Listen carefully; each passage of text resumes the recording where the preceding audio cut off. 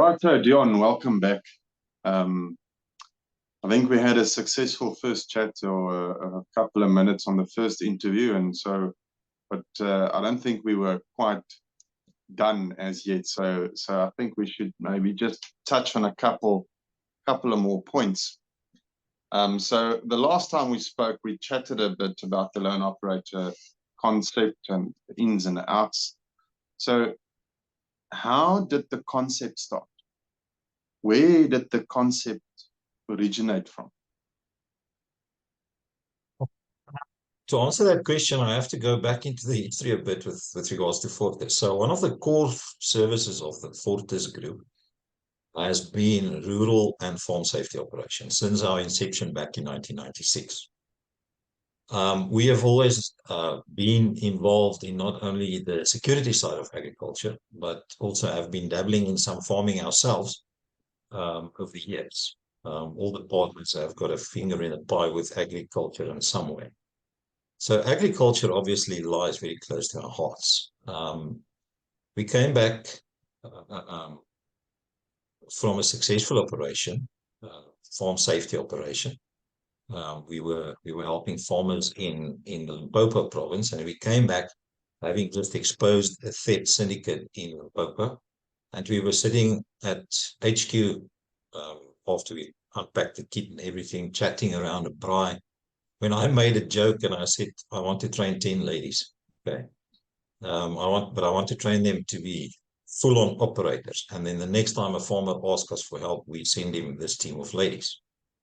So, it started as this chat around the braai. And no, there were no liquor involved. Okay. We just had coke.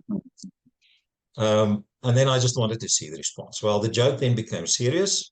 And we obviously started putting some thought into the idea. And as I told my idea to some people, there's a couple of people that had done training with us before, they said no, they wanted to do the course. So somewhere during this planning phase, this whole idea leaked out. And these guys told me, but they want in. And I said no, and they kept pushing, and I said no, and they kept pushing. And before I knew it, we had 15 people keen on doing a course like loan operator. So we then decided, obviously, to commercialize it, open it up to the public. And I think, well, it looked like we hit a nerve. Our first expressions of interest, when we just put out expressions of interest, we had 80 registrations, 80. And out of that, we kicked off with the original Alpha and Bravo teams. We had 2 full teams, I think 24 or something on a team. And they were soon followed by a Charlie team. Just, I think 2 or 3 months later, we had to do a Charlie team. And then we obviously had to do a Delta team in Cape Town. So the rest since then is history. We've grown since to Durban as well. And also we've trained a lot of groups in other parts of the country, like Bethlehem and so on and so forth. And we keep on following up with more training to them. And as we sit here, we've got more and more. So the family grew from there, from that concept, from the joke, actually. Listen, another thing I'd like to ask you is Leo Prinsloo and the famous cash and transit heist. How did that help Fortis and so a loan operator? I get this question a lot, and to put it in context, let me just explain to say first off that we were working together with Leo before his famous video went viral, or infamous video, doesn't matter.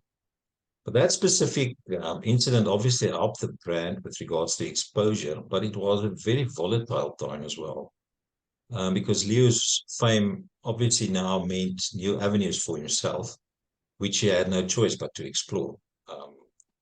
We still work together on projects, but his own diary is also very full, which caused us to put him into a different role with regards to loan operator, the one of course director. It was a challenging period for loan operator, but I think we managed to navigate through that. We managed to work around and through that. It was touch and go period for us. When Leo is not being famous in other parts of the world, he still makes an appearance on the loan operator ranges. He obviously had a lot of input into the original syllabus, and we still owe him a debt of gratitude for concepts, tactics, techniques, which we still use. And I will say it, and I will say it on camera, that I still believe that the best guys to train these type of tactics to the South African community currently are ex-task force guys, because they were the guys who kicked down doors. One of the things that Leo made famous, which to this day stands, or yeah, famous, or I don't know if it's famous or in a good way or a bad way, but is the blocky shoot in Lone Operator, where we just shoot 10 of those 19mm dots as a basic fundamental application shoot. So this is the fundamental shoot a la Leo Prinsloo, and you shoot 50 rounds from 8 in the morning till 5 in the evening, and you learn much more than what you will from shooting 300 rounds normally. 50 rounds. That Yeah. sounds a bit on the slim side. It is. To elaborate a bit. I mean, 50 rounds for 8 hours. If you look at courses out there, and I'm not knocking anybody, but if you look at courses out there, when Leo came with this concept to me, I was like, I trust that this guy knows what he's talking about, seeing his CV, and I've worked with him before, and I've seen him in action. So I let it be, but he has the ability to make 50 rounds count, more so than any other instructor that I've ever seen, using triple the amount of ammo. And no, I'm not taking anything away from other instructors. Please understand my message. But Leo can be such a pain in the ass. He can dig so deep into the fundamentals of shooting just by using just those 50 rounds, shooting those blockies, those 19mm round stickers, to the extent that every student walking away from one of the fundamentals courses or fundamentals modules cannot believe how much they've learned from just 50 rounds. Obviously, there's a cost saving involved as well. But since then, our fundamental session have been shaped and molded and added onto by Ridwan and by Mark and by Roo Wildenboer. Roo is one of the top sport shooters in the industry. Roo brings obviously a vast amount of shooting skills, shooting knowledge, and his youth and energy into the mix, which is necessary for the industry. Mix that with the foundation that was laid by Leo, and you can only end up with a much better product at the end of the day. And we see that. That is exactly what we achieve now on Lone Operator. We teach people come there, think they can shoot, and then we shoot those blockies, and then that's the most humbling exercise for all of us as instructors as well, because we do that shoot at least 3 or 4 times a year on our instructor trainings, and then we all see how bad we shoot. So how to properly utilize the least amount of ammo and get the most knowledge out of each session doesn't mean that you just learn a lot, but then there's also this serious saving on the cost of ammo as well. So all our sessions basically are run on low ammo volumes, but a lot of teaching goes with that. And results? Can you achieve results using this method? I mean, proper, decent results. Well, let me answer like this. If you don't understand the shot placement and the importance of getting shots on target, then you will likely be spending 300 rounds on a session. Because people think that the more I shoot, the better I get. But if you shoot wrong, then you will shoot more wrong. If that makes sense in my Afrikaans version. Yeah. Okay. I can shoot 300 rounds wrong. Yeah, you can shoot 50 rounds correct, or you can shoot 300 rounds wrong, and then it's much more effective to do 50 rounds than 300 rounds. So, because shooting more doesn't necessarily mean that you are shooting right. If you cannot shoot right with 20 rounds, then you will be wasting your 200 rounds. So it comes from the following test that we've done over the years. Most South African gun owners only carry their firearm daily, not extra mags. Okay, that is those that do carry. There are a lot of firearm owners who own firearms that are in their safes. They don't carry them. Okay? But out of those that carry, the majority of them only carries the firearm and no extra mags.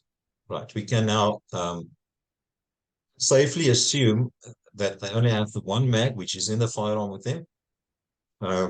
And from the stats that we see, we can assume that there's usually 4 or more attackers. Okay? So that leaves you with 4 rounds per attacker to stop a threat. Now, do the maths.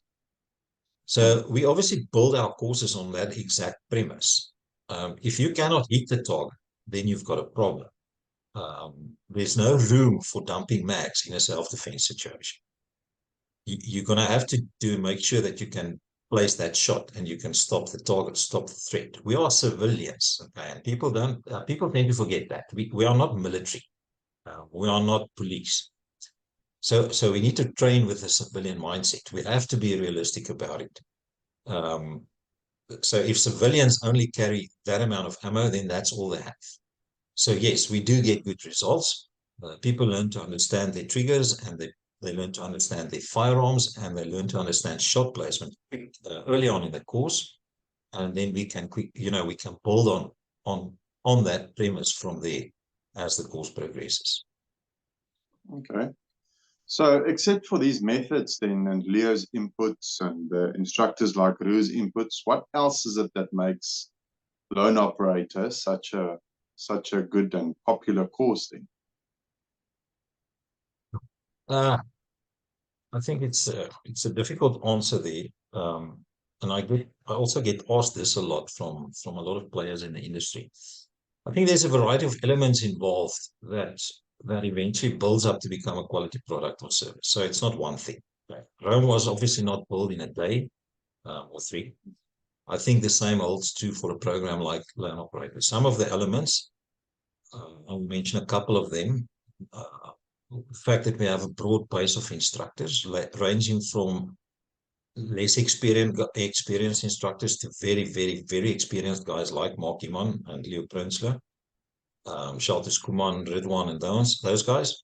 This means a continuous critical look from all angles into the program. So even the less experienced guys can look critically onto the program and ask questions, and ask the more difficult questions. And then that they all can give inputs from the same angles. So it means that we ourselves have to critically look at the program on a continuous basis and ask, are we doing the right thing? Are we teaching the correct thing? Are we teaching the correct method? The key then, obviously, for us is acceptance to change, a willingness to adapt and a willingness to change. The Lone Operator program of 2023 differs from the original program, from the original Alpha and Bravo and Charlie and Delta teams. For instance, the case that riots happened, and we had to obviously adapt. The program is ever evolving. Another key role is that Fortis is involved in a lot of corporate risk analysis. Obviously, that coupled with our experience on farms since 1996, in our experience fighting syndicates, means that we are involved in crime patterns and crime trends on a daily basis. We've done risk analysis for large companies like Anglo, Sasol, Hilti, to name a few. We are busy with ongoing deals with some of these guys and so on and so forth, or ongoing processes with them. So we get to deal, let me call it, in the academic side of crime and also crime patterns as well. We don't just deal in tactical training. So we know how crime has evolved. We know how it had kept evolving on a continuous basis. We've got reach with guys like Cameron from Action Society, inputs from his side and inputs from organizations like that. That means we can bring that knowledge into the syllabus, ensuring that we can stay up to date with all the ins and outs of current crime and crime trends. And I think that's one of the key elements. Following on that, there's a couple of other factors as well, but not just one. It's difficult to say, it's this or this or this. There's a lot of factors involved to make this thing successful at the end of the day. Listen, I'm going to have to stop you there. I think our time is running out, but I'm sure we'll continue this discussion in a following segment or two. It sounds like Lone Operator is going to stay and hang around for quite some time. But we'll discuss it going forward. Thank you, Ludwig. Well, as long as the need is there, we are willing to assist, and we are willing to give the thing. Thank you. No, good man. Have a good evening. Thanks, Leon. Thank you. All right. Cheers, man.